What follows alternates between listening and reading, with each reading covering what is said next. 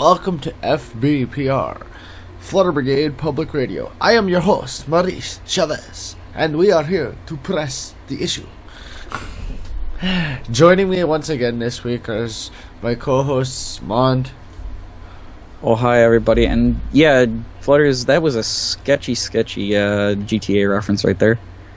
But high five for it. And my other co-host, Ed, who really has bad dandruff. Hello, everyone, and welcome to the Flutter Brigade Roundtable, where the points don't matter and everything is really sketchy. So why don't we get down to business? And enough with the sketchy intros, because that was just ugh. No, sketchy intros is what makes this show awesome. But in any case, our topic today is going to be Season 2 as a whole. Oh, God, how awful is that, right? I mean, Season 2 is just so bad that I can't even believe we're going to talk about it. It's so horrible. Horrible. Yeah, guys, and before you hear that, and then you hear him saying, "Oh, it was so great!" by the end. Anyways, so Season 2, considered to be the holy grail of all seasons. There's a very good reason for that, mostly because it's the season that seemed to get everything right. Although the animation has come a long way in Season 4, Season 2 is still looked upon as literally the holy grail of seasons. So, let's start off with this. Guys, from Season 1... From Season 1 to Season 2, what do you guys think about, like, how they took the direction of the show? Do you think they nailed it? I think so, because I mean, Season 1, you could obviously tell, like, just from how the certain stories were framed, that they were definitely, I don't know, I guess you could definitely tell that they were just trying to find what their niche was, because they were either had very simple stories with a very simple premise, or with the premises that you could kind of guess where they were going to go before they even went anywhere. I guess Ticketmaster was sort of one of those, because you knew that Twilight was going to be conflicted, and somehow it was all going to resolve pretty easily. And then, like, you could name any episode from Season 1 sort of fine, if they weren't, just like easily predictable, they had a simple premise. But like, I think what Season 2 did is it took on a lot more complex issues, and it took on, I mean, like, if we even take just the season opener for Season 2, the Return of Harmony, I mean, that, like, the fact that we had Discord sort of really messing with the main six's minds, like, that's something you really didn't see in Season 1. I mean, like, the very first villain we see is Nightmare Moon, and, like, the thing is, like, that entire thing had a trajectory where it was like, we're gonna have the villain redeemed, and, I mean, I'm glad they had her redeemed, because it turned out, Nightmare Moon is Luna, my favorite pony. Anyway, but in any case, like, yeah, that first season really was more concentrating on really neat and nice resolutions, where, like, no one really has to get hurt and everybody wins if you want to go with that cliche. But like, yeah, but like with Season 2, you have, like, most of the episodes not having the cleanest resolutions, where, everybody necessarily wins everything, and, we don't necessarily get, like, this, like, really feel-good story at the end of all the episodes. I mean, and you really especially see that in Return of Harmony, because, like, they could, like, if they were going to try to follow Season 1's logic, they could have tried to redeem Discord right then and there. But what they had to do is they had to show that, like, yeah, not all villains can be redeemed, at least not immediately, or if they can be at all.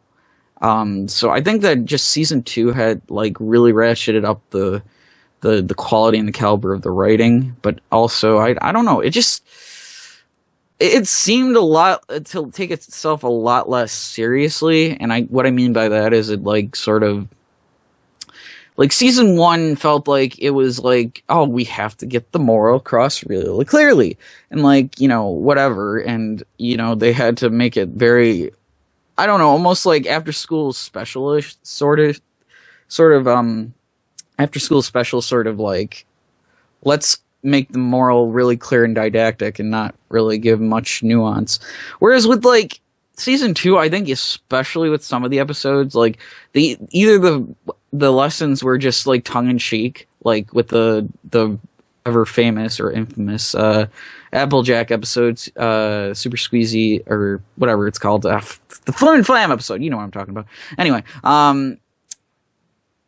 that like in that one you saw that, yeah, like basically she worked through what the moral of the story is, like, and it made it clear they worked through the moral of the story and they made it clear that what Flim and Flam were doing was wrong.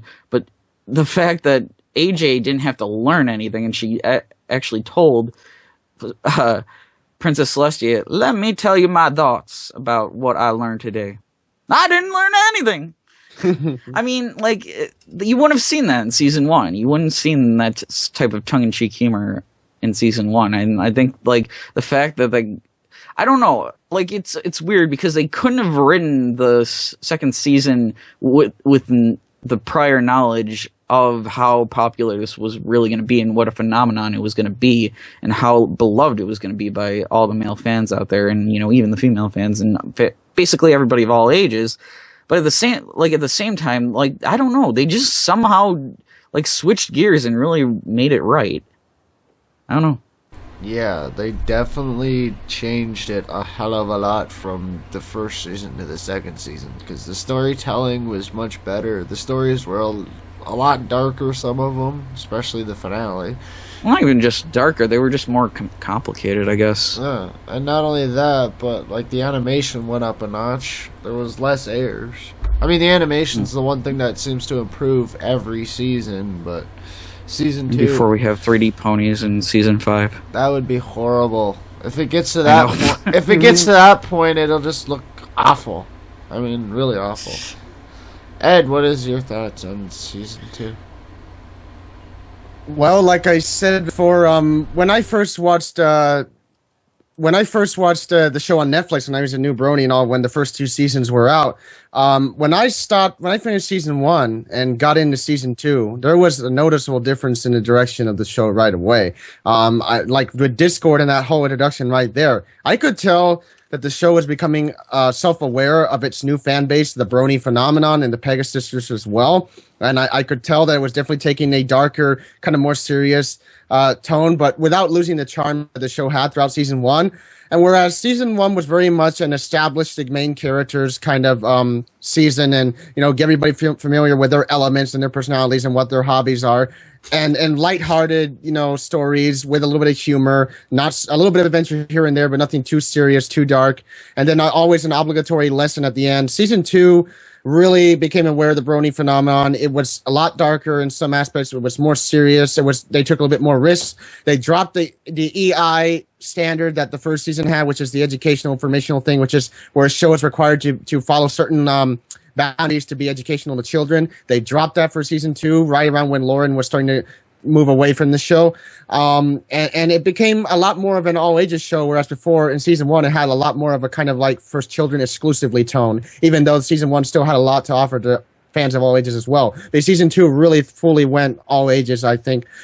Discord was a really ambitious character, very original character. He was villainous, but at the same time he wasn't like truly evil. Like we've discussed before in prior shows, I've never seen Discord as a real villain like a lot of people have in this fandom. I always saw him as more like you Flutters, like a personification of an internet troll, or like a mischievous guy that likes to play tricks, but he doesn't necessarily want to like harm somebody mortally or do something really bad. He just wants to do things his way, and he doesn't care who gets bothered by that, or whoever gets in the way. He won't allow that to stop him. But I never saw him as much of a villain. But it was a really ambitious opening. He was a really ambitious character. Of course, he would go on to become a mainstay of the series, one of the best moves they ever made after he got reformed and everything. Rest of season 2, look at what happened with Lesson 0. I never imagined, like when I got to that episode, it was such a departure from everything I'd seen prior in season 1 and even in the first 2 episodes of season 2. And I see Lesson 0, and I'm like, what the hell? They made Twilight psychotic. They're really pushing boundaries in this show.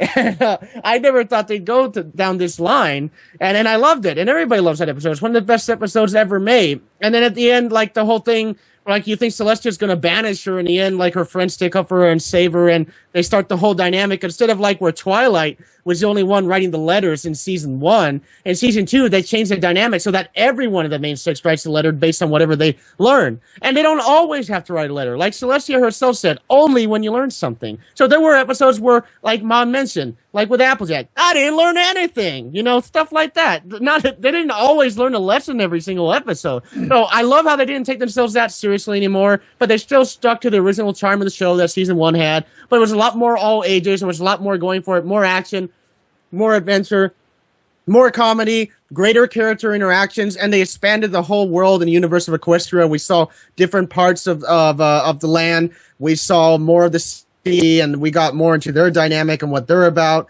Got a lot of character growth. I'd say for Rainbow Dash and Rarity, the CMC. I mean, basically everybody got good character growth in season 2. Maybe with the exception of Applejack, but we all know writers have always had trouble writing for her for one reason or another. But yeah, and then of course Spike. Spike. Well, I don't even count Spike because he's not part of the main 6. He's just a guy who sweeps and stuff. But you know, but like, no, and it was a great balance of slice of life episodes. The vast majority of the episodes were solid in season 2. There were very few truly bad episodes. One of the few episodes I really didn't like was the Cutie Pox, and I know a lot of people didn't like that one because I was just all over the place. That was good. It was funny and slapstick, but it was ridiculous and over the top, and I didn't care for it too much. And believe it or not, I might get a lot of hate for this. Oh boy. I'm not saying this is a bad episode. I just personally, I found it a little bit boring, but I'm not crazy about Sisterhood Social like a lot of people are. That's just one of my things. Oh, I was gonna say, if you said Luna Eclipse, I would have had to. No. I love Luna Eclipse. Yeah. That's in my top 20 episodes of all time in the show. Let me remind you, Ed, that we are rooming together for BronyCon, so yes, you must not slander Luna. Whatever. My Twilight plush will kill your Luna plush if you try anything. Just kill him anyway, because you'd be doing the world a favor. He's only you know what, Flutter? He's only a degenerate loony, so nobody will miss him. Oh, wait a minute. I'm not going that far. I just don't want him to be like, oh, Luna sucks. Twilight is the master of this kingdom of this bedroom. Sketchy. Holy shit. By the way, you know, our associate, who I'm sure you know, I'm referring to, is in the chat. Holy crap. He's in the chat right now, and he said, your associate, Flutter's associate, you know who that is? He said that was awful, Mon, truly awful. What? But you just said. Wait, what? Who said that? My associate. You know what I'm talking about. Mm-hmm.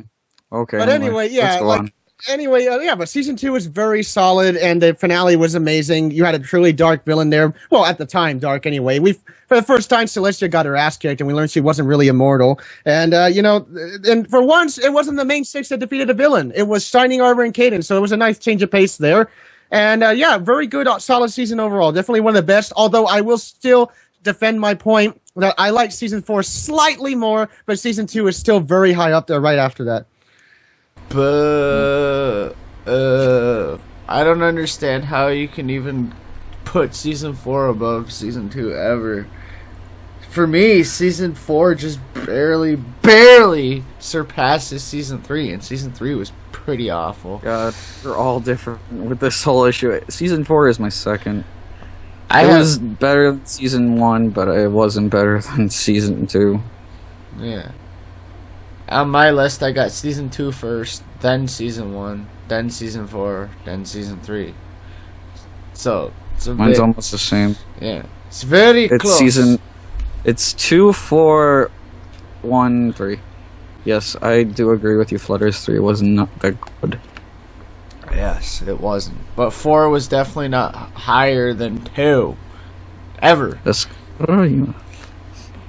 But it's just some degenerate loonies out there. All of you. God, man, we're gonna lose fans by calling them degenerates. I'm talking about you and the other guy. Oh.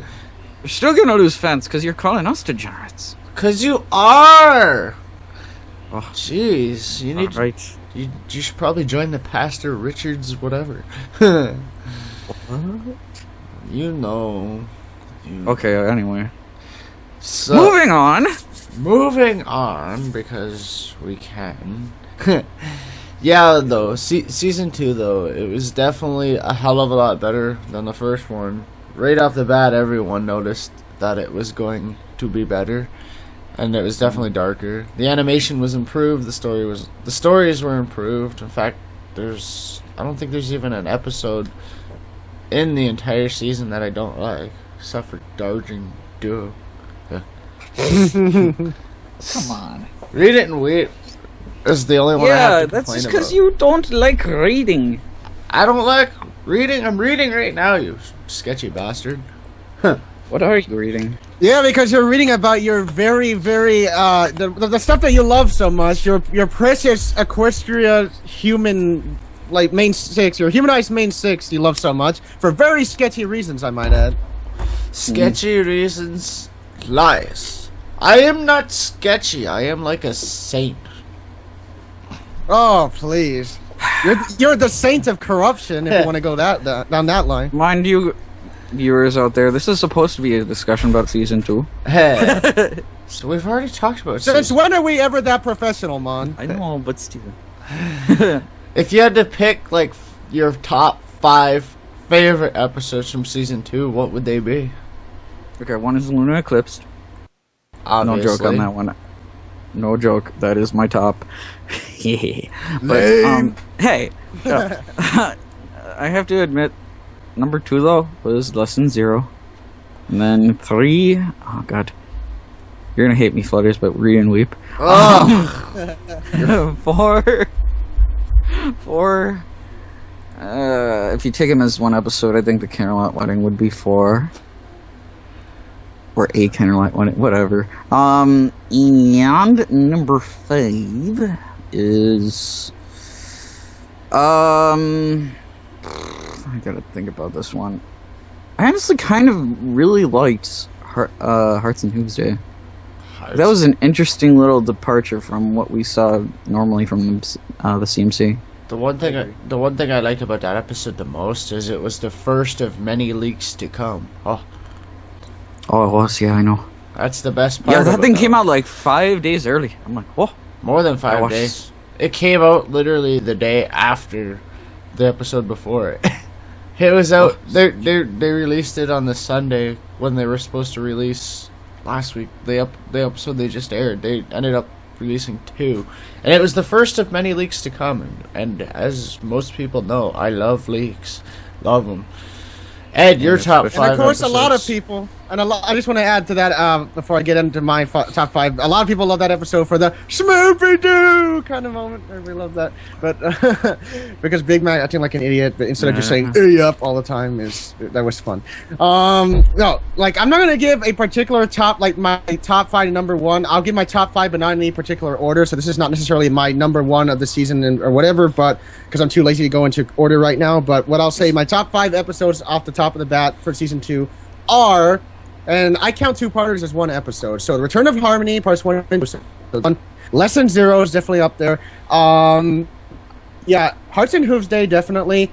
I'd definitely say, I would say, yeah, Luna Eclipsed, and then A Friend Indeed, because prior to Friend Indeed, my number 1 favorite Pinky episode. So those are my top 5 of season 2. Wow, you suck. You suck. Whatever. Oh god. Alright, I guess it's time for my top 5. Because I'm awesome. And you are Nobody not. wants to hear that. No. Nobody wants to hear yours. Go away. I'm the host of the show. So screw Yeah, you're the host. The man they call Ghost. Yes. No, I am If anybody got that out there, I will give you a medal. I am Maurice Chavez. This is my show. Be quiet.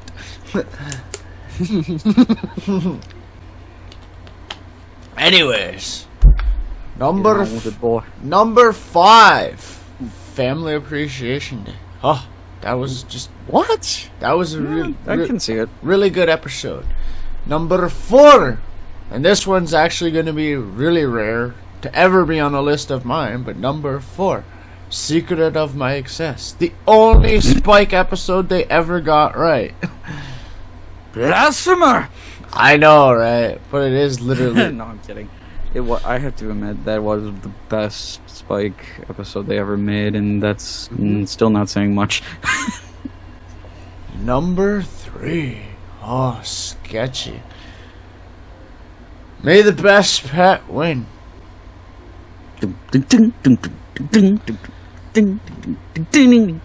Number two.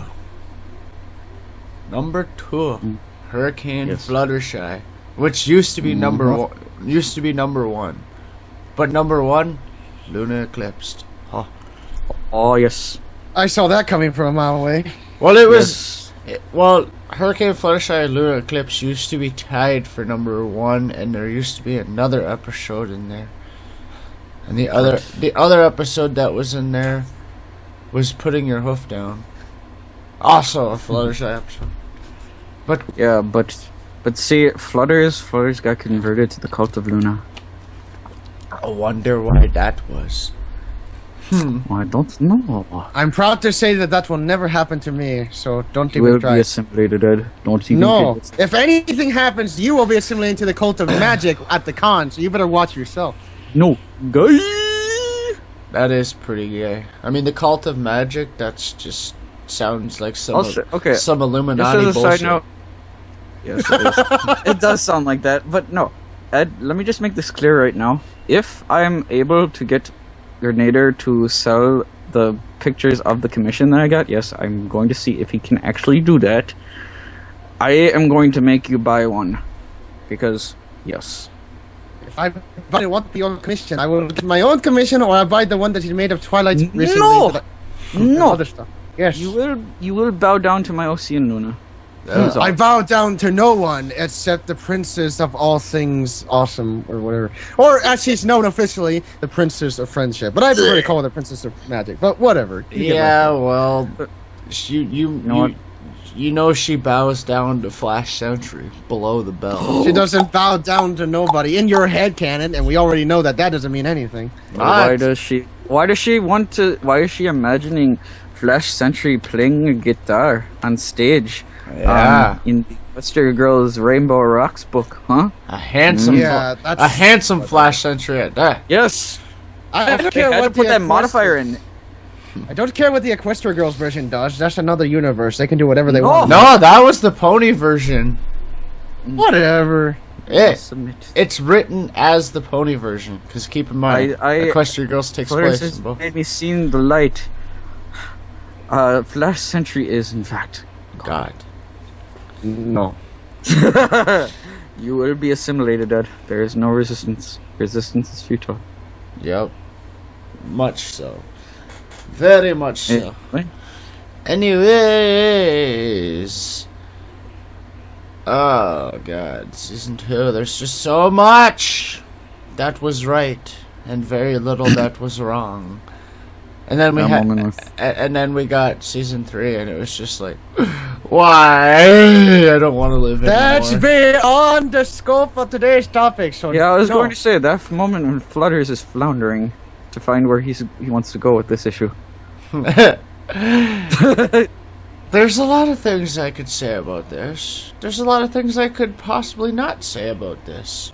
Who knows? I don't. I am Marie Chavez. That's what is important. This is not. We're not in GTA, you bastard. Let's move on. I'm sorry, but our host Flutters is having like he also. Oh God, Ed is turning into Sweetie Bot. Why am I the only one that's not glitching? Well, if you notice, I'm not hosting this call this time, so it doesn't seem to matter who's hosting it. Shit. That's right. Quality. Very much quality. Much like... Folks, you are now witnessing the downfall of the Fluttershy 1989 Empire. No, the Fluttershy 1989 Empire is very strong. I know, I talked to the guy yesterday. For I am still Marie Chavez. But anyways, now we need to talk about Luna again, just because it's Luna, and she deserves the spotlight all the time. I'm done with this. Luna Eclipsed. Luna Eclipsed, man. Let's do the breakdown of that episode. Okay. So who wants to go first? Obviously, Mon. Me! Okay, so basically the entire episode was about how Luna is so awesome and how Luna is best pony. But no, okay, seriously. I thought the episode was pretty well made because it really played on mean, the only thing we saw of Luna before that episode was from the very, very first two-parter. And even then, we just saw her as like this weak little, almost main six-sized pony. That, was like, I'm so sorry, please forgive me. And now she's like, in Luna Eclipse, you'd see like a total 180. Well, I mean, not a total 180, but you sort of see like the other side of her. Like, she's trying to be who she was before she was banished. And we see that, she has to find out that she, things aren't like that anymore. And she has to sort of change her mannerisms and everything.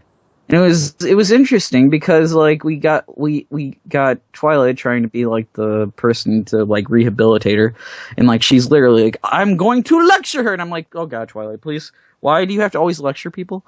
But no, then we got like Rainbow Dash, who was just trolling everybody during the whole thing, scaring everybody as a shadow bolt. And then you have Pinky, who is a chicken, and a crazy one at that. And she laid an egg. Yes, and I think General Mumble got it right. Come into my den, let me hear you cluck. Oh, that's a good song, even though it is pretty sketchy. You can be my hen, and we can... But anyway, basically, yeah, Pinky... That's basically what Mom thinks of, but instead of Pinky, it's Luna in that song. No. Basically, though, like, I don't know, like, all the different character interactions are, like, interesting, because it's weird. Like you didn't think that the main revelation about how to get Luna to be more accepted would come from Pinky, especially after she's like, saying, quote, spit, or I forgot what exactly she prefaced it with, but she's like, Chinese candy, and I'm like, oh my god, what the fuck? Like she's trying to extort like Twilight at the beginning, and I'm like, oh my god. And then she's like, like, Nightmare Moon is gobbling Pip's behind, run. It's like, 'tis a lie, his backside is not gobbled, or something. No, 'tis a lie, thy backside is whole and ungobbled. Which was like, oh god, Luna, I love you. Just why do you, I don't even know. But yeah, basically, it's gonna sound really, I don't know. I don't know how this is gonna sound, but like that honestly was one of the reasons why I came to like Luna a lot more than I liked, at that point Rainbow Dash, because like it really kind of was the episode where the fandom really got to see the other side of Luna and like sort of see that she's not just this background character, and that she's got she could definitely be much more, you could have much more said about her and much more shown about her life. And plus, after 4 seasons of waiting, we finally got to hear her sing. Oh. Yes. Even though it sounded sort of like Rarity. I don't care! I don't care. I will take it. I'll take it. Do not step on my dreams, Ed, or I shall crush you. We don't want to know what your dreams are. They're sketchy, and I'm sure Luna's We involved. already know that Luna's watching your dreams because you already announced you love that a while back. Again, I will say it again. Don't care. It's sexy. Ugh, you are one sick bastard. I can't believe I'm allowing you into my home next month. That's going to be very scary in itself. Anyways, you better make sure that he doesn't keep that Luna plus too close to him. By the time I'm done there will be a temple dedicated to Luna. Oh god, no! Spread the word. No, Ed, your thoughts on Luna Eclipsed? No doubt, it was one of the best episodes of the season. It's in my top 5, like I mentioned earlier. It was a really fun episode. I mean, before that we hadn't seen her since the end of the first episode of the series, and she came back with a completely redesigned look. She had this awesome, like, starry night ethereal mane, and she came across as this dark and imposing figure, but really she was just trying to figure out how to reintegrate into society after being gone for 1,000 years. And I always loved her Canterlot voice, and I'm kind of sad that she doesn't speak that way anymore, at least not with a thy and thou and whatever. I think she lost some of her charm. I think they were wise to get rid of that. I kind of like that. If she was talking like that the whole time, it would sound like, oh god, so we're talking regularly in modern English, and then suddenly Elizabethan English. What the fuck? But I like that though. I wish they would have kept it because I would have liked her more than I do now. Like she still would have been my second favorite princess, but still, I found that really charming and amusing about her. And I kind of lamented her losing that in season 3 and all that, and beyond. But no, I mean, it was a funny episode. I liked how Twilight was the one who helped to integrate her into society because she was the one, along with the rest of the main six, who helped free her from being Nightmare Moon and restore her to her true self with the elements of harmony. And so, in a lot of ways, Twilight and Luna are a lot alike because Twilight had to learn how to make friends as well and reintegrate in society instead of being stuck in her books all the time. So she was the best one to try to help Luna and teach her how to do that. I mean, so I think that worked very well, and it was fun. Like another moment, there was another moment like right in at the beginning where Twilight's in her Star Swirl the bearded costume, and nobody knows what it is. And this is when they first introduced Star Swirl the bearded as the character of lore. Before he had never been mentioned until that point in season 2. And of course they've expanded upon it a lot in future seasons, but nobody knew what her costume was. And then I love the one part that I remember that sticks out in my mind. It's like, oh, you like my costume, Applejack, something like that. It's like I was like, oh yeah. It's like I reckon you're a scarecrow. No, she's like, I reckon you're a fine country western singer or something like that. She's like, no, that's not what. Whatever. It's like, I mean, and Luna was the only one to figure out it was Star Swirl. Ed, hate to break it to you, but Twilight is a nerd. Nothing wrong with that, but she is a nerd. What is your point? Just saying. And Luna is awesome and not a nerd. It's like now it's my turn to say, don't care. Sexy. But anyway, no, I mean it was a really fun episode at the end. Like all the antics of her trying to innocently try to have fun and get along with the citizens of Ponyville who were terrified of her. Pinkie Pie didn't help at all. It's like she's Nightmare Moon's gonna gobble you up. Everybody run! And everybody starts panicking, and it's just and then Pipsqueak warming up to her that was kind of it was cute, but at the same time it was funny, and it was like okay, well, where are they going to go with this? And like the whole moment you said, it's like everybody thought that she gobbled Pipsqueak. It's like, no! It was a really fun episode, and in the end, Luna was able to, kind of just with the help of Twilight, get along with everyone else, and Twilight was able to assuage everyone's fears, and they kind of accepted Luna for who she was, and in the end, it all worked out. It was a really fun episode, and they were allowed to keep Nightmare Night as a permanent holiday every year, which of course was a great ending. So, and in the end, Luna kind of played along with it. I love how she played along with the Nightmare Moon thing at the end when she did a little trick there. That was fun. And it's really a memorable episode. It's a great Halloween themed episode. It's a great episode, period. And it's definitely one of the best episodes of the entire show. And a lot of fans love it for Luna and just everything that centered around her and everything that happened. So it's definitely one to remember. That's for sure. Mm-hmm. Yes, without a doubt. Plus, I know this is going to be sketchy, but her sexy plot. Nah, I don't think she has the sexiest plot. Okay. She has one of You started it. She has one of the sexiest plots, though. She's probably number 2 in sexiness. Number So who's 1. number one? Because of course, number 1 is Chick, that thing, Miss Flutter. Exactly. Of course.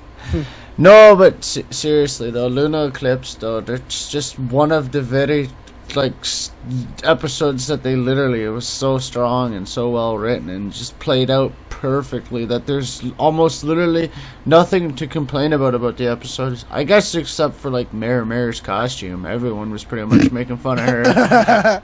Ooh. But then, It's with the rainbow hair. What the fuck? I love Spike's line about that. It's seriously, that costume doesn't do it for me. Yeah, not much does it anything for Spike because never mind, I'm not gonna go there. sketch. You can address your death threats to my. I don't know. I don't have a YouTube, so I don't care where you address. You want to address Mon's death threats to Mon? He lives near Buffalo, New York. His address. Don't you you bastard bitch! He's easy enough to. He's not exactly easy enough to find, but just look for the shortest person around. You'll find him. Moving on. Anyways, Luna Eclipse. Yeah, I mean, like I said, it's just a well-written episode. It played out really good. The character interaction was spot on. Plus, Luna was really loud and really annoying, which I can approve of because I like loud and annoying things. as all trolls do. Loud and annoying is great. Plus, I like the fact that she has the ability to transform into Nightmare Moon at will. Even if it is just a trick, it's still pretty awesome. And how many points does she receive? We'll never know. We will never know. She receives all the points from me.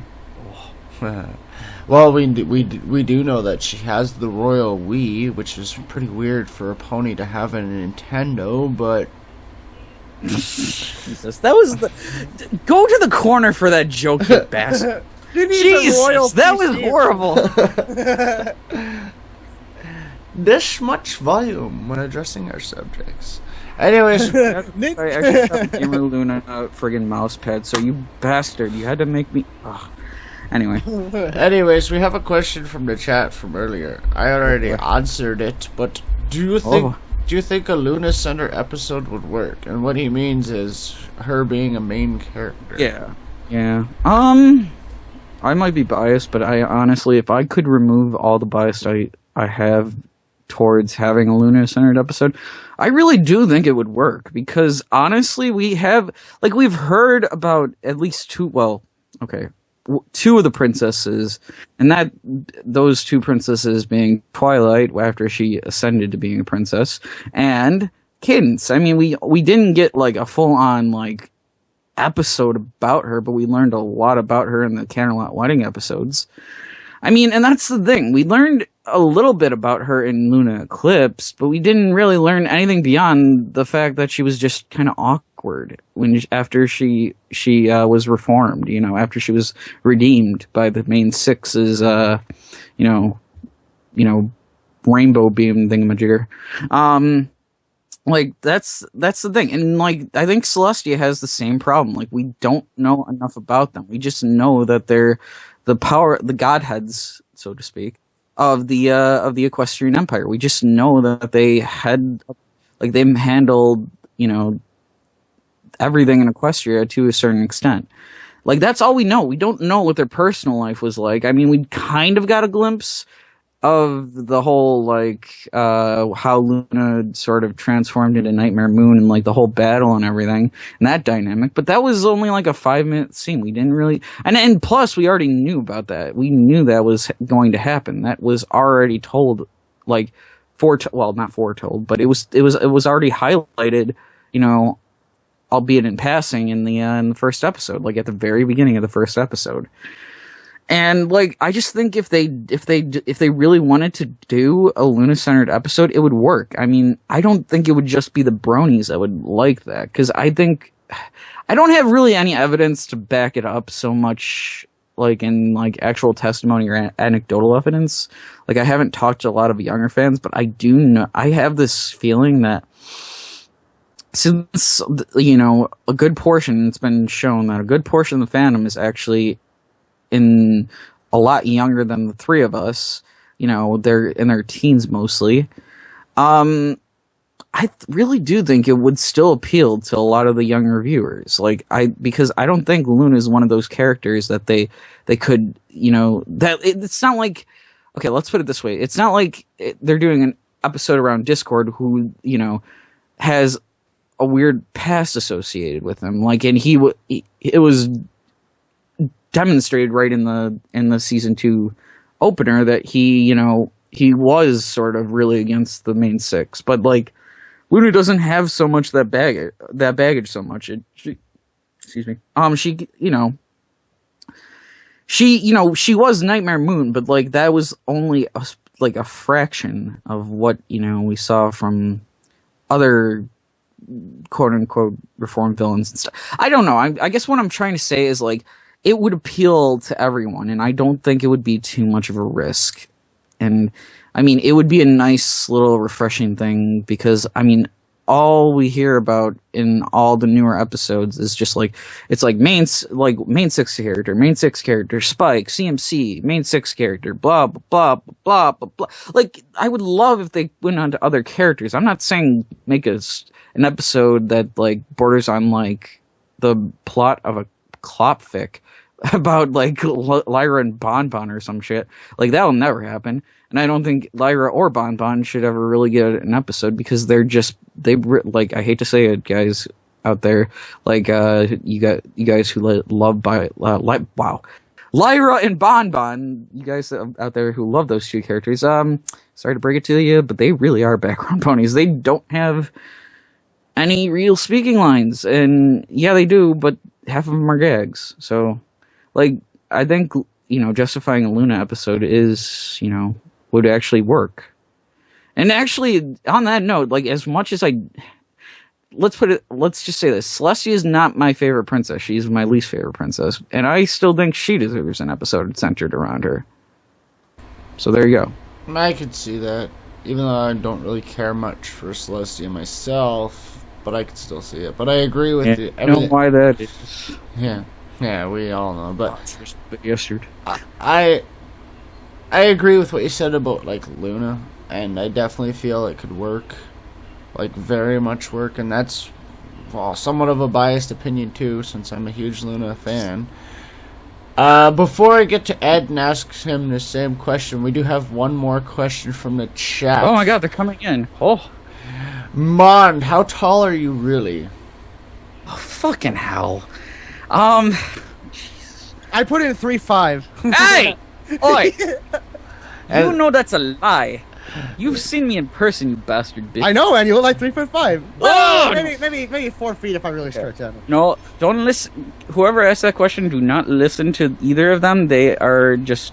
I think you know who asked that question, Mon, and he's laughing his ass off right now. Okay.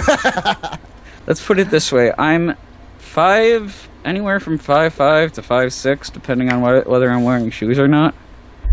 But it's like, if I had to guess, 5'5" and a half, probably, something like that. Wow. In inches, that's like 165. So Wow. Convert that to centimeters if you don't use the American system. I didn't know they stack shit that high. Anyways. Oh, God. And he says he thinks you're lying. Yeah. What the no. I have the height on my license, alright? Leave me alone. You falsified it. We know you did, you should. Oh, I have doctor's records. I prove it. Don't. We'll get to the bottom of this come next month, because I'll get out the tape measure when he's here, and we'll find out how tall he really is. But until then, Ed, your thoughts on a Luna-based episode. Do you think it could work? Well, I do. I would love to see it. Although I think I've always come up with the idea, why not possibly a joint Celestia and Luna episode where they go back and look at their memories, whatever, and like establish some canon facts about their past. Or maybe they go to the castle of the two sisters and reminisce about stuff. Or even better, have an individual Celestia and an individual Luna episode separately. It'll never happen, unfortunately, because the staff has said many times over they only want to do episodes about the main six and Spike and the CMC. I wish they would change that. Why do they want to still do Spike? That's what I'm wondering. I don't know, but that's what they want to do. I would love to see that. I would love to see episodes about Luna. Honestly, okay, sidebar. I'm going, like, Josh Haber is going to be at BronyCon, and like, from what I've learned from Horse News, although I don't know whether to believe them or not, but he did, like, Josh Haber did do an interview with the Horse News, which is like, okay, this guy really is kind of more edgier than the other writers, but I'm also gonna like, I really am considering asking Josh Haber, like, do you agree with the rest of the writers in that having more Spike episodes is a good idea? And if he says like, oh God, I can't believe they're going on with that, I'll be like, Josh Haber, you have become my new hero.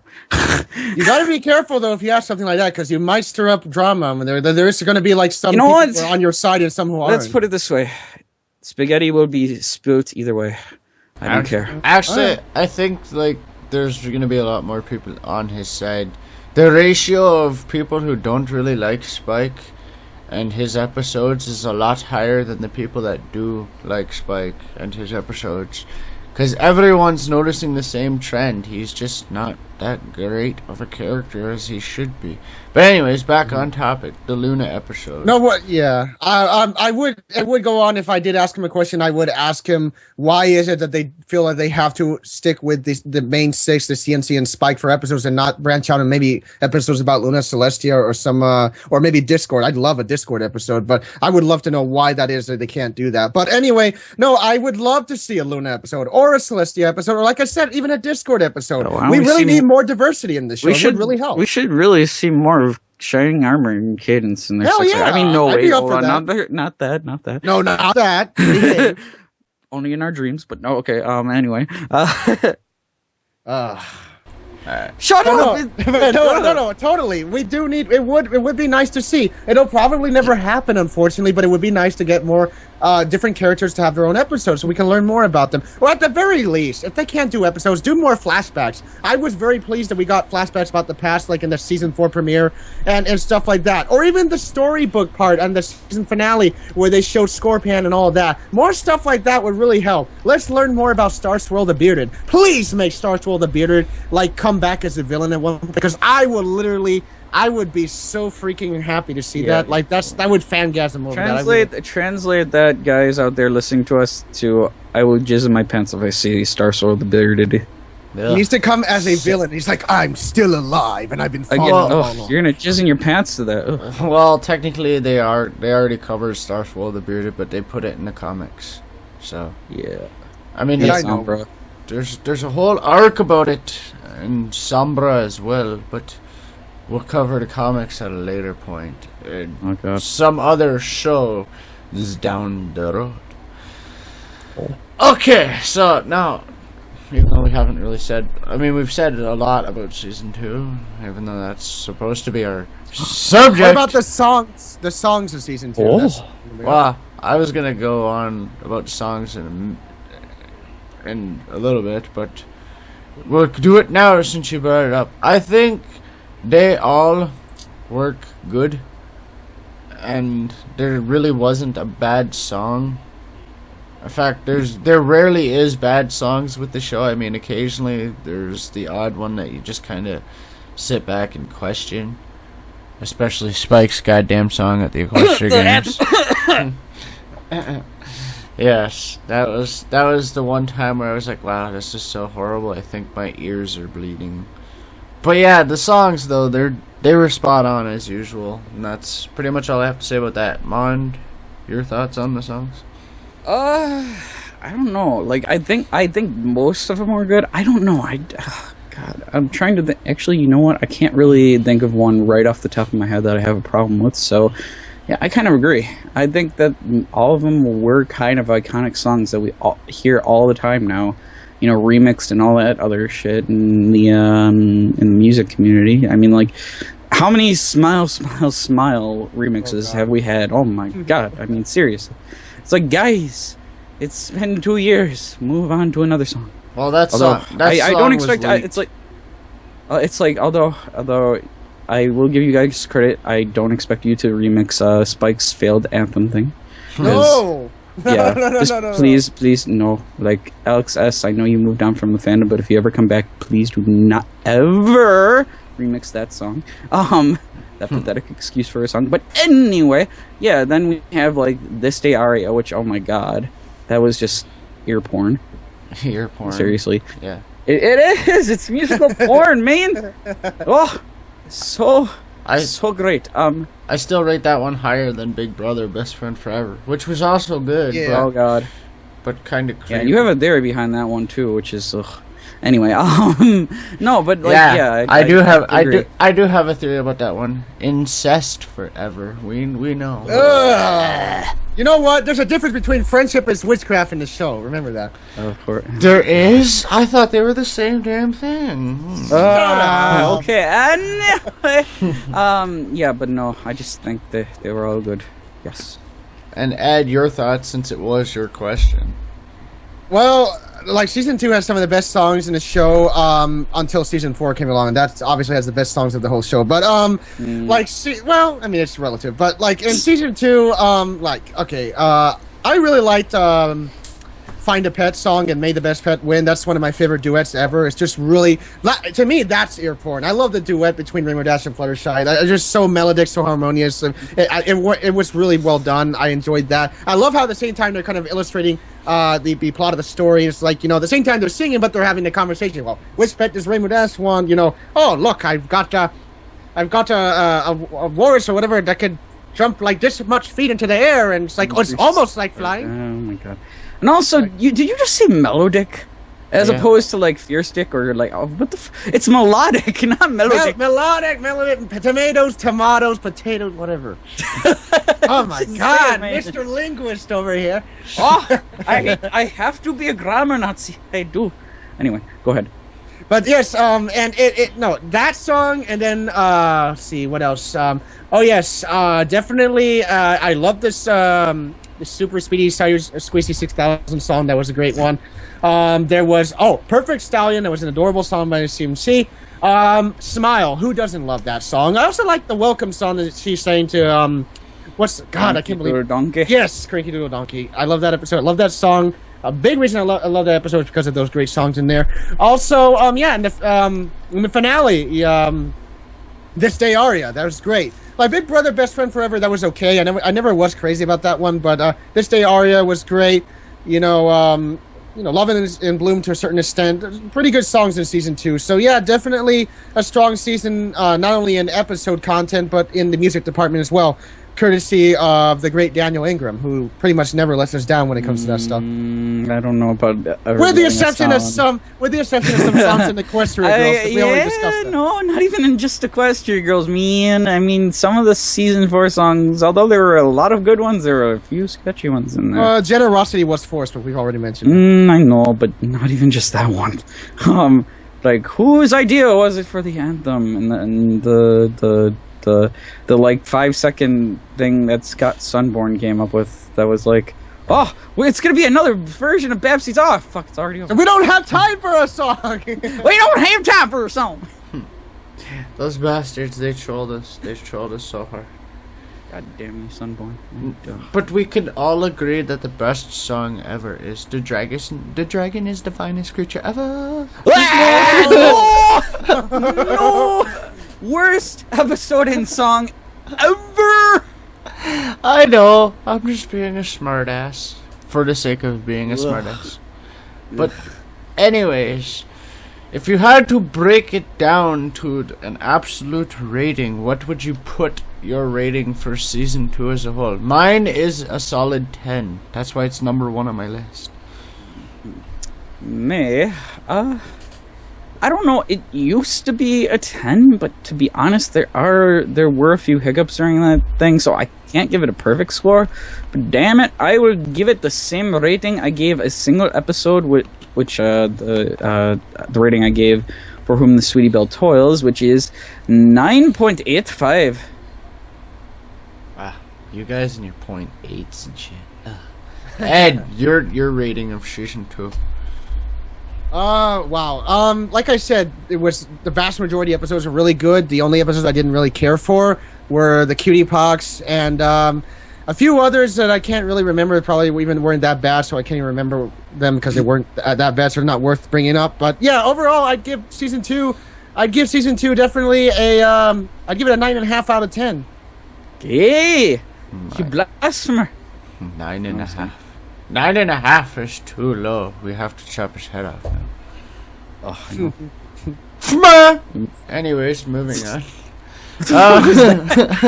Very bad sound effect. Did you just turn into like Dane Cook or something? That's going on the gag reel when we make one.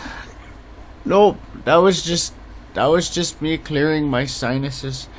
Opening. No, it wasn't.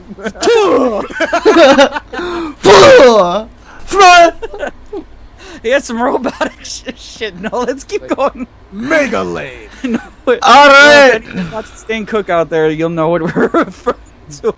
I am Windextor. I am Windextor. What if he did that? That's just great the way he says it. It's like, what if he did that a fucking ghost scream? Anyways, we're not here to talk about that. Okay, we're done. We're done with season 2. because We've gotten a few more questions, I believe. Yeah. Yep.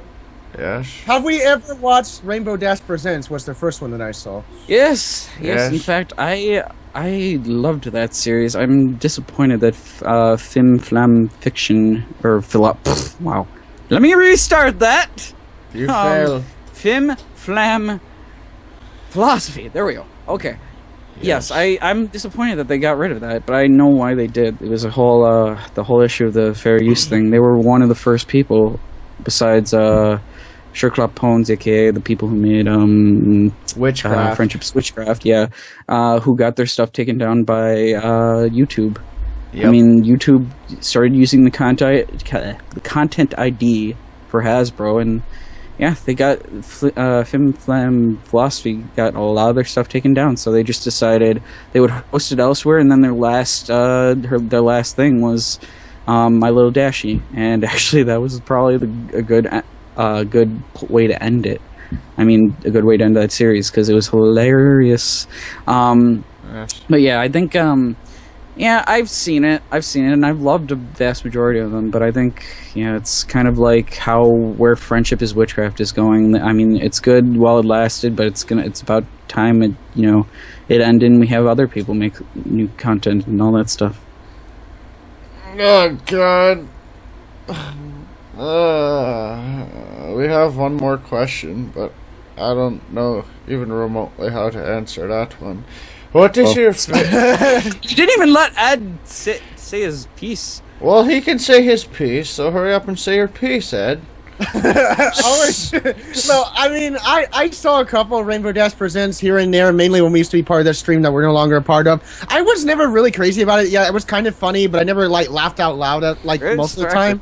With a very low voice, and I talk like this. I mean, it was something that was amusing, but it was never something I was really heavily following. The same with Friendship is Witchcraft. I'd watch it once in a while, and it was kind of like lighthearted laughs here and there, but it was never something I was like, wow, I have to follow this every time they have a new release because it's the best thing since sliced bread. To me, I was never obsessed with it. I thought it was funny, but like if they ended it, I wasn't going to lose sleep over it. So I mean, it was fun while it lasted, but it's no longer really being done on a at least on YouTube or whatever. So I mean, some people liked it more. I was kind of like, yeah, it's okay, Oh, I have a question. What? What did you think of the Dot Mauve series and anything that Hot Diggity Demon made? Oh God, the Dot Mauve series is just a strange, fucked up series of its own. It's good, but fucked. What about you, Ed? Never really got into it. Like I said, it's the same with Smile HD and like the Grimdark and some of the stuff. Like Dot Mob, I get that it's supposed to be humorous and doesn't take itself seriously. It's a little bit too weird and random for my taste. It's never something I really got into. Oh, okay. Yes. Anyways. Hey. Don't come. Okay, never mind. As for my thoughts on Rainbow Dash Presents, the only time I really ever saw them was when we used to attend like streams, like pony streams, on a weekly basis. I did watch like the odd one here and there, but it's not something I'd go out of my way to watch. I mean, mind you, it wasn't bad, but it's still not something that I was about to go look for. But anyways, we have one more question from the chat, and it's very, very, very sketch. What is your favorite clapfic and why? Oh my God. Note to anyone out there, like, if you ever ask that question, I'm not being mean or rude or anything, but I don't read fanfics in general, so I can't really give an answer to that. Which is funny because you're a writer, but but I know it's a weird issue that I have with fan fiction in general, no matter what series it comes from. And if you ever want to know what that issue is that I have, and it'll take a long time for me to explain it, but the time than long we have and on short this of the short of it is basically that. I studied literature and all that shit, and I've been, I guess, spoiled to an extent that, like, when I read unedited fiction, which a vast majority of fanfics are, they're unedited, and they're not very well grammatically corrected and all that shit. It bothers the hell out of me, and it would distract from anything I would actually get from the fanfic in general. So and clapfics are notorious for being badly written. So yeah, there you go. Well, one of our listeners says blasphemy. Wait. That's a lie. Wait. I can tell you one fanfic that I will never ever go near And it's that one sketchy one that Horse News recently reported on about, like, Barack Obama and Celestia. I don't even want to go into the details. It's just sketchy. What does that even exist? I know. I don't know.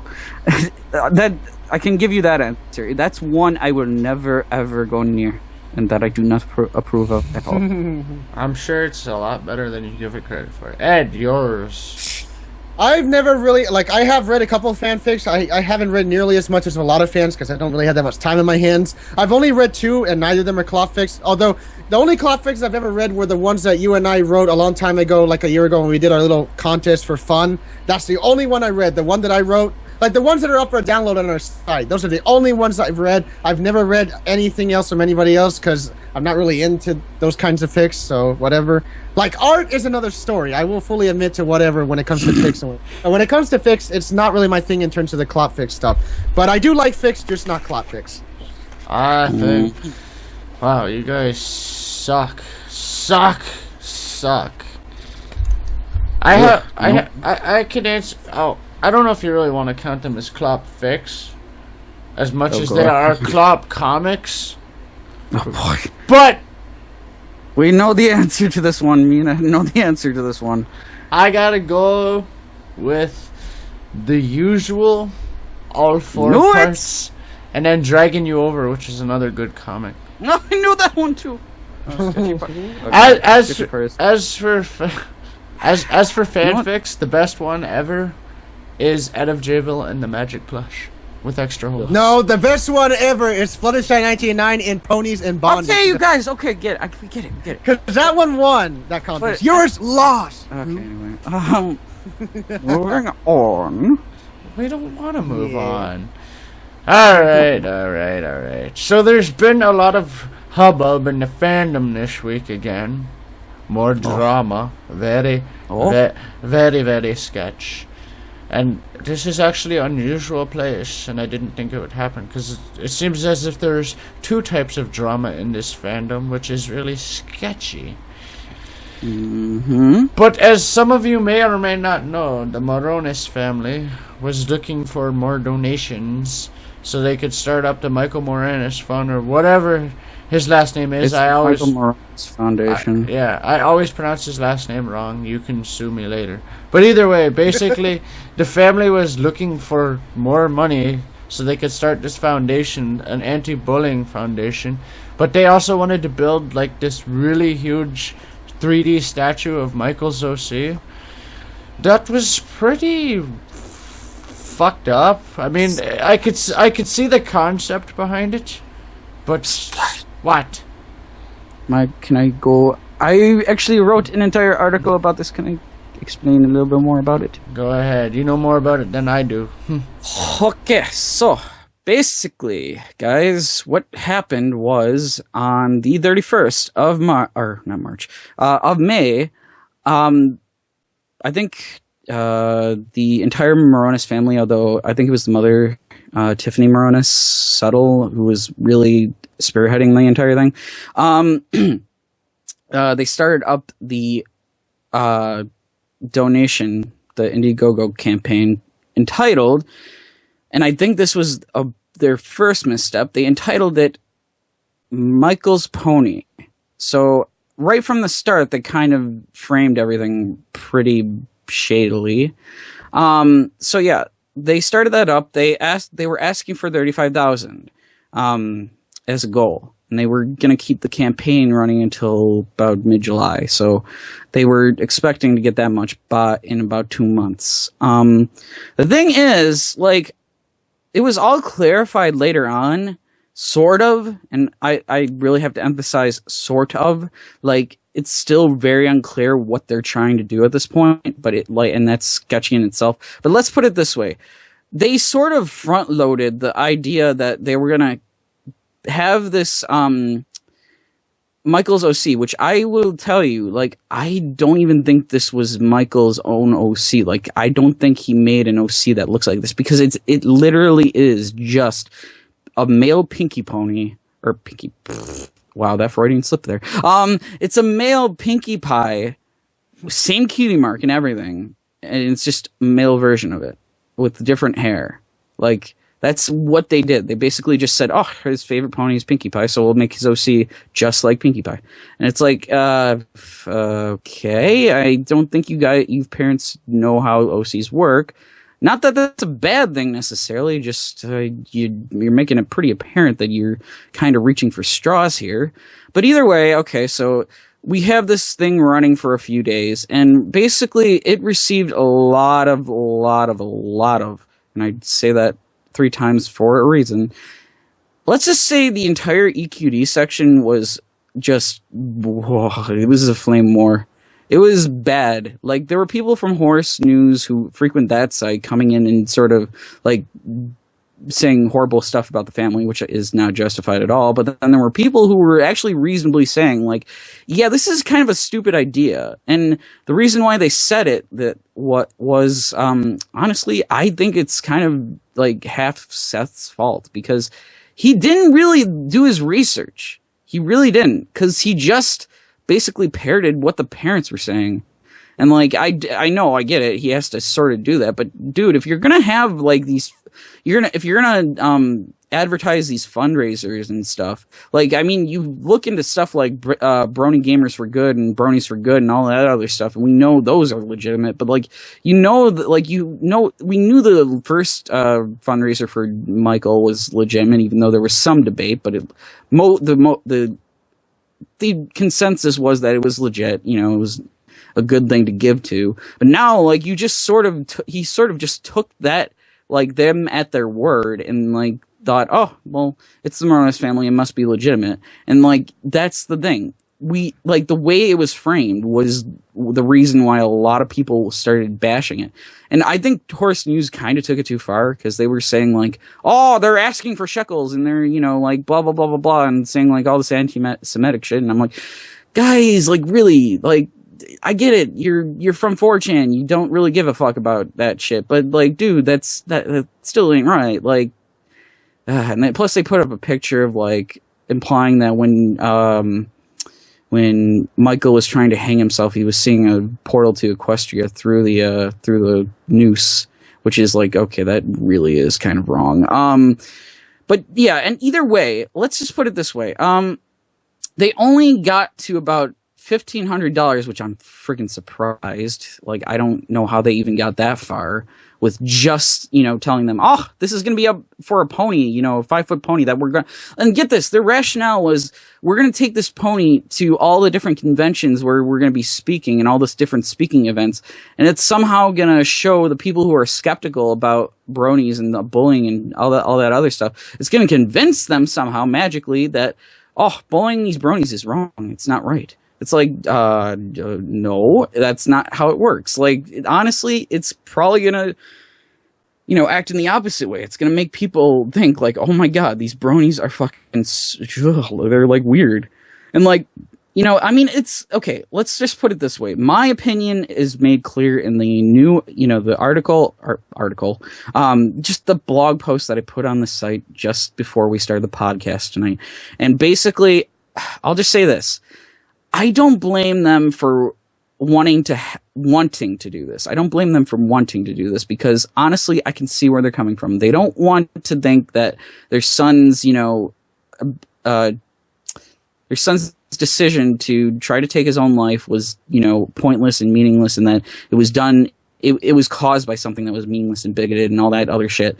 And they just want to make sense out of it. And their way of doing that is by, you know, establishing all these different, you know, foundations and sort of making sure that his name is never forgotten. And, you know, that he, like, they want to keep memorializing him. They want to keep him moving because, you know, as bleak as it sounds, and as much as a lot of fans in this fandom are going to hate me for saying this, I don't foresee Michael having much of a good life after this whole thing, because honestly, he did recover. He did recover. Don't get me wrong, but he's brain damaged pretty badly. Like, if he ever recovers, he's not going to have a normal life. And I basically put it, it's weird. I kind of directed it to the family directly. I was like, listen, first of all, I get why you're doing this, but first of all, you can't rely on the fandom or even outsiders of the fandom for donations forever, because that's not That's not a long-term solution. It's not going to work. Because guess what? The fandom's not going to be here forever. The fandom is going to dissolve eventually. I know a lot of people don't want to think about that, but it is. I don't know how soon that'll be, but it will dissolve. So when you have the fandom dissolve, you're not going to have that group of people really as a reliable source of donations. And even people outside the fandom, let's just put it this way. The novelty of his case has worn off. It's not, it sucks that news has to be like that, we have to concentrate just on these controversies that bubble up, and then once they pop, we don't think of them again. It sucks, but that's the way it works. So for them to think that they're going to be able to do this all the time, and that they're going to be able to rely on all donations just to, sustain Michael's, medical expenses, I'm sorry, but it really isn't going to work. You're really naive to think that that's going to be a long-term solution. And secondly, I was very, very pissed that they weren't transparent with us, that they weren't very, they kind of wanted to, show, do this glorification thing and make their campaign flashy and everything and sort of trendy, instead of actually telling us, right up front, that they intended all along to, make the fundraiser for the $35,000 mostly go towards his medical bills and his, and towards the foundation. And even the foundation I don't agree with, but I mean, if they said most of it's going towards his medical expenses, I would have been fine, but they didn't do that. They weren't transparent.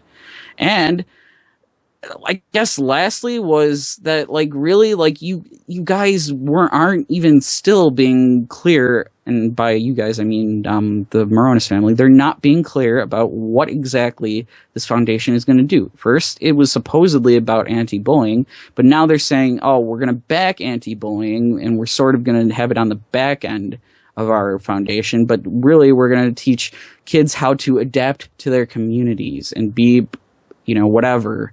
A very, very vague, platitude-filled sort of mission statement. And I was like, listen, you're not helping your case. You're making it sound even worse for yourself, because that's a standard thing that a lot of foundations do.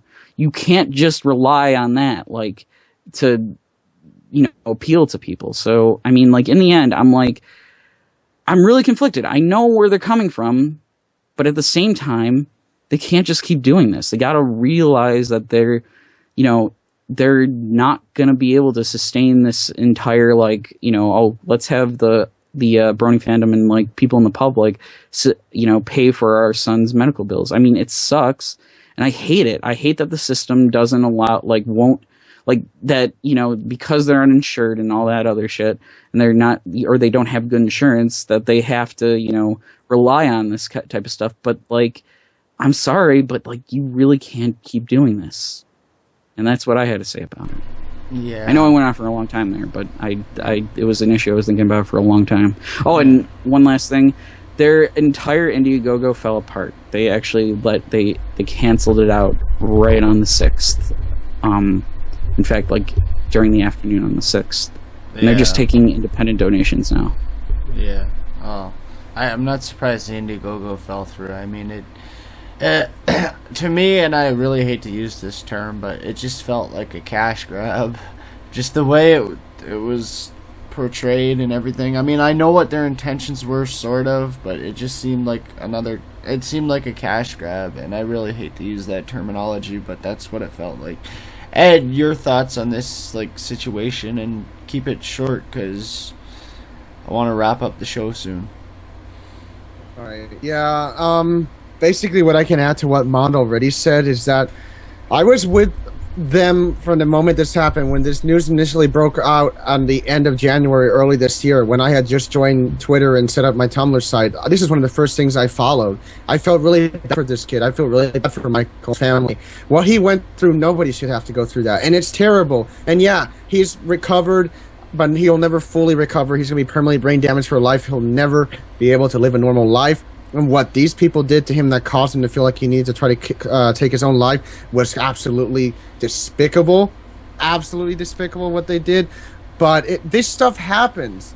It is part of being a brony or a Pegasister. When you're in this fandom, you become a target. You put a target on yourself for some people to make fun of you because they don't understand why somebody at our age likes this show. And it doesn't matter how much you try to explain it in a logical reason or how normal you try to act. Some people will just never accept it and will make fun of it because they're jerks. That's just how some people are. That's life. And yeah, we showed how generous this fandom can be. We gave them $100,000 initially for the fundraiser to help them get better. And I was all for that, and that's great, and I was proud of our fandom for that. But what they're doing now, trying to get this whole statue of his OC or whatever being built, it's eccentric and it's pointless, and it's just throwing money out there for something that really isn't going to achieve the goal that they want to achieve. Even if they were to raise enough money and take this to every convention, I fail to see how it will deter people from making fun of bronies or Pegasisters or anybody who likes this show, besides the target demographic. I do not see how that would solve that issue. If anything, like Mom said, it will only cause more attention. I will say this, it's unfortunate. I'm sorry what happened to your son. I'm sorry what happened to you and your family, but it's the best thing that could have happened for this Indiegogo to die so that you guys can focus with the money you already have to take care of your son for as long as he needs to for the rest of his life and move on. And your best thing you can do is get away, take the attention away from your family and move on quietly, privately in your own life. And let us move on from this. The Grayson thing had a happier ending because he never took his own life, and he already spoke at the Denver Comic-Con, and he had a much better ending.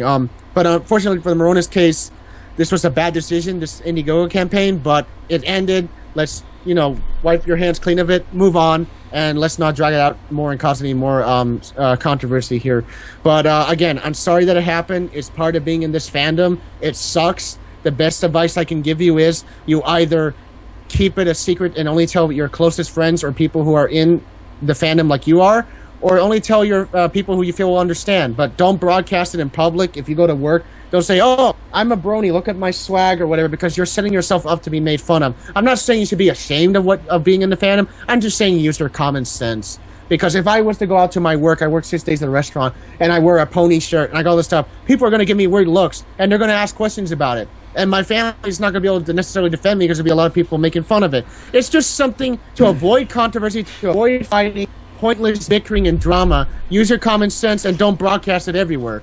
Just tell people who you can trust, who you know will be okay with it. It's not about being ashamed, it's just about being smart and using common sense. It sucks and it happens. But like I said, they need to move on with this. And I hope we can put this behind us and focus on the future and move forward in this community, because we've had enough. We've had enough drama and pointless nonsense as it is, especially the last month or so. Mm-hmm. And I just want to say one last thing quickly. Basically, listen, I know this is going to sound strange and maybe a little bit offensive, but you know what? Like, you guys in the Moronis family, okay, I get it. Like I said before, you guys want to make this, you want to make sure that your son, your brother, whoever however you're related to Michael, you want to make sure that he's not forgotten or whatever.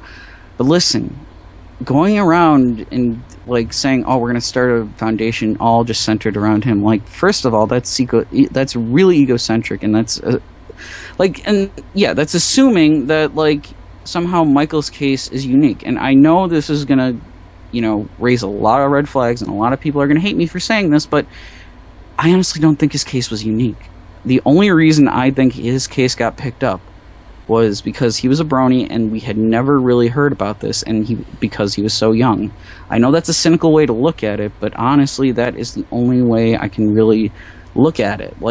It's sad what happened to him, and I'm glad I gave money to help him get better, but honestly, I don't go assume, I don't want them to go assuming that, oh, just because, this kid it was a brony or something else like that he just deserves to be put on this pedestal, and that he needs to, we need to glorify him and everything else like that. It's no, if that happened with every case of bullying or whatever, or somebody, getting critically injured or something else like that, we'd have too many fucking foundations centered around people.